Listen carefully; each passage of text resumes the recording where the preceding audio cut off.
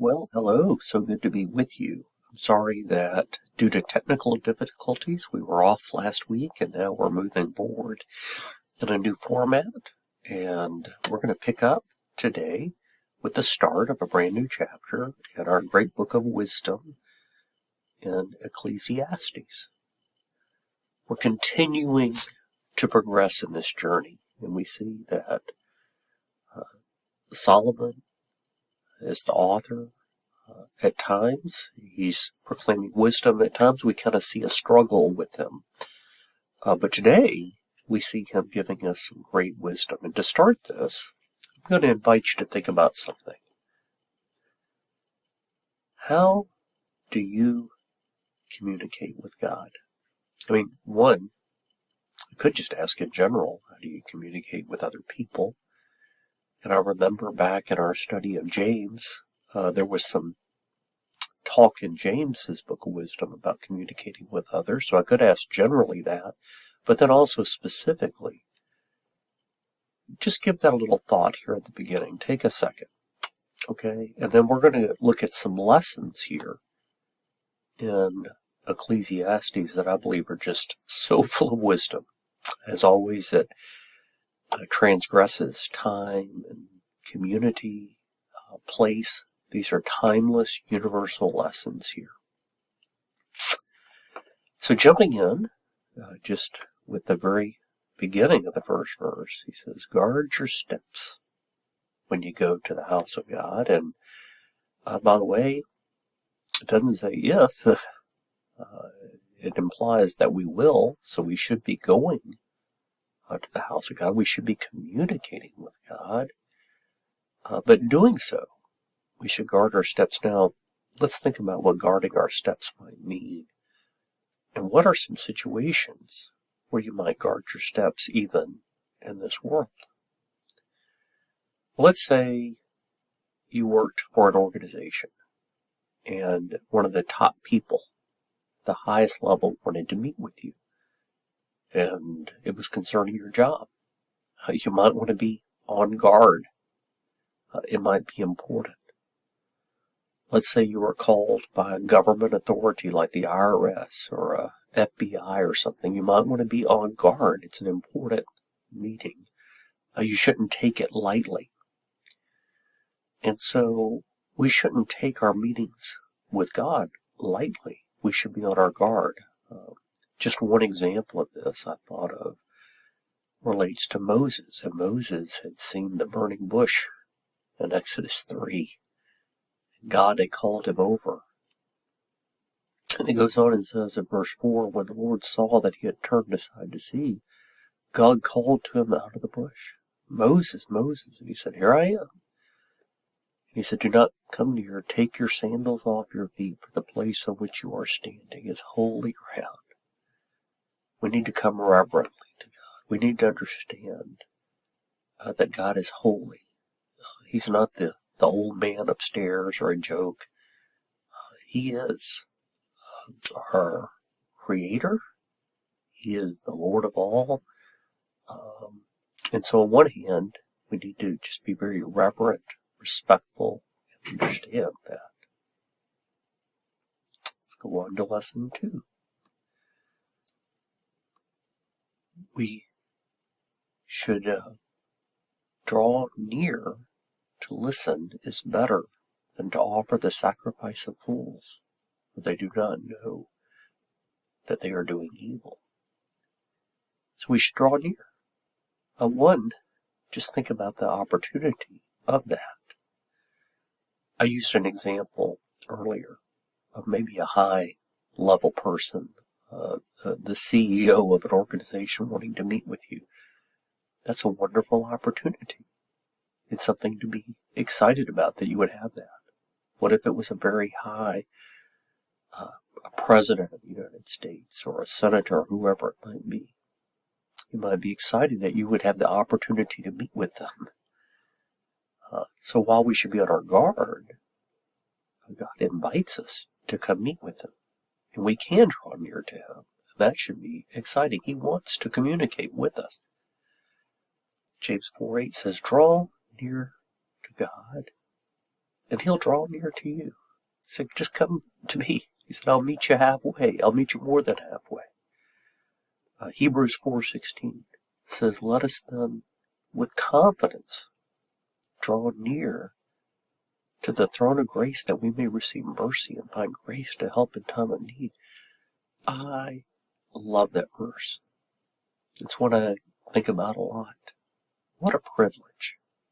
What an opportunity. Why would we not take advantage of such a meeting? However, it's important that we listen.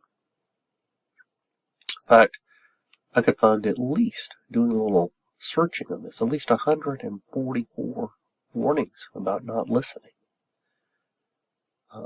There's different parts to this. One,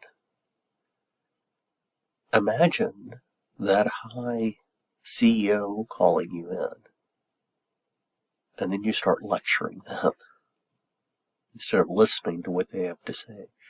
What if you were meeting an expert in your field, the highest expert, but you wanted to lecture to them? You probably should listen more. And then the other thing is, what if that party was giving you some detailed guidance and you didn't follow through with it? You should listen to what they're saying.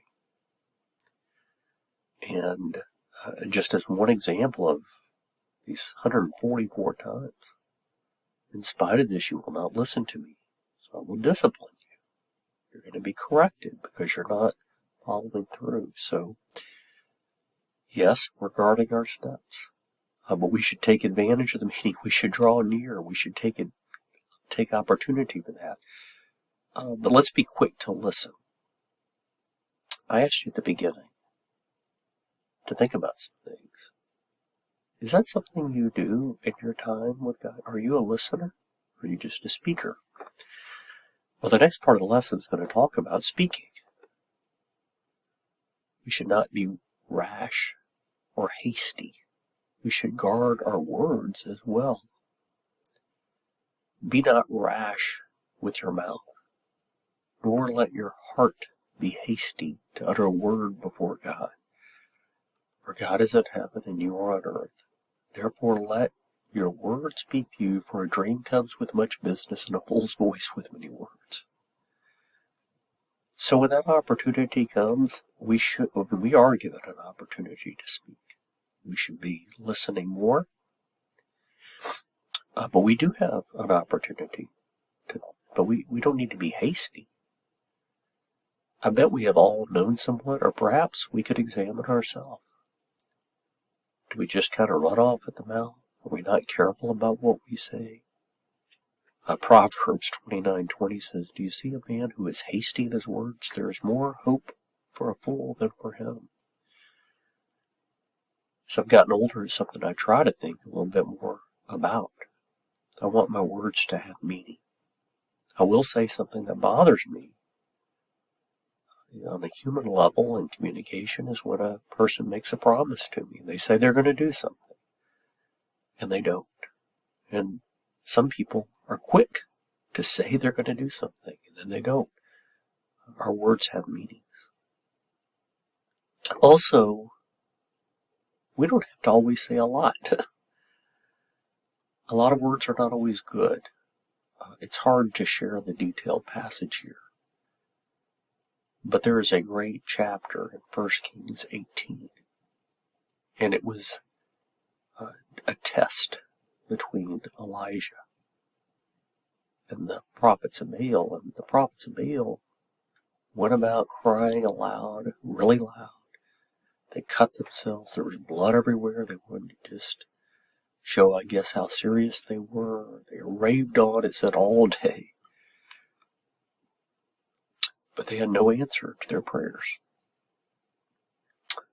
But Elijah prayed a very short prayer. He prayed directly in faith, very few words, and he immediately got a clear answer. Now, I think the best example to look at with this would be what Jesus taught us in Matthew 6, when he was asked specifically by his disciples, will you teach us to pray? And he says in verse 7 of Matthew 6, when you pray, do not heap up empty phrases, as the Gentiles do. They think they will be heard for their many words. Do not be like them. Your Father already knows what you need before you ask Him. We don't just have to keep repeating ourselves. We don't have to have phrases repeated over and over and over and over again. He then said, pray like this. And by the way, he's not saying, I want you to memorize this and repeat this over and over again. But he says, like this. Come reverently, our Father in heaven, hallowed be your name, the holiness of God. Your kingdom come, your will be done, praying for God's will to be done. We can never pray outside of God's will. Give us this day our daily bread. God gives us everything. But we should be thankful with what we have. He forgives us our debts, but are we forgiving others? And we can claim His promise that He will deliver us from evil. These are the things we should focus on in our communication. The last part of this is about paying what you vow. Have you ever in your life tried to strike up a bargain or make a deal with God? God, if you'll do this, I'll do this. That's an example of a vow. It's not something to take lightly. Now, it can happen. It says when you vow a vow to God. It's not saying this is prohibited. But if you do, this is your choice. Do not delay paying it. For He has no pleasure in fools.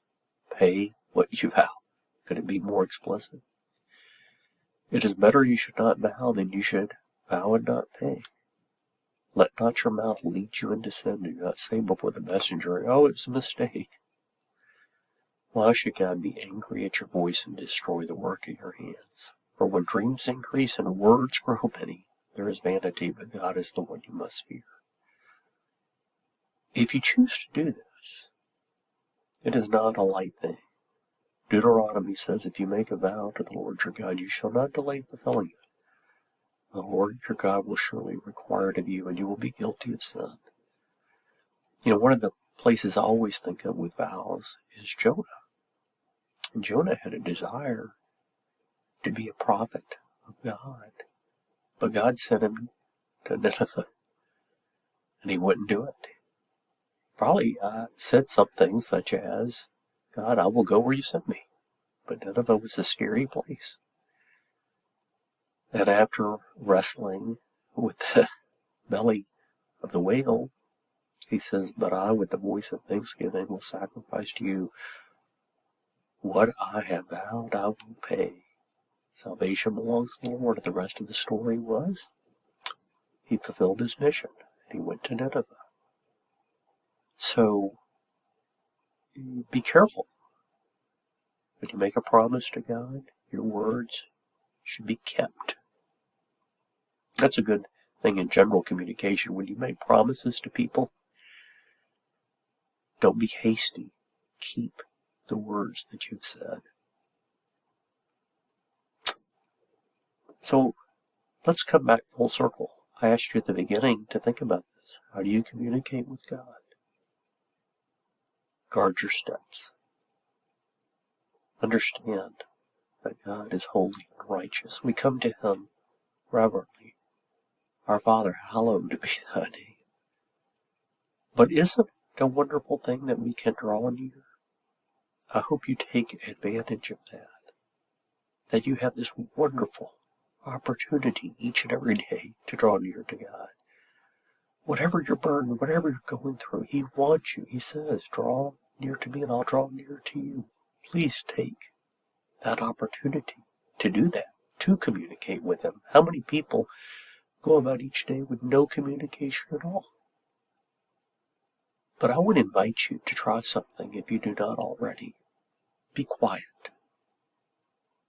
Make sure you're listening.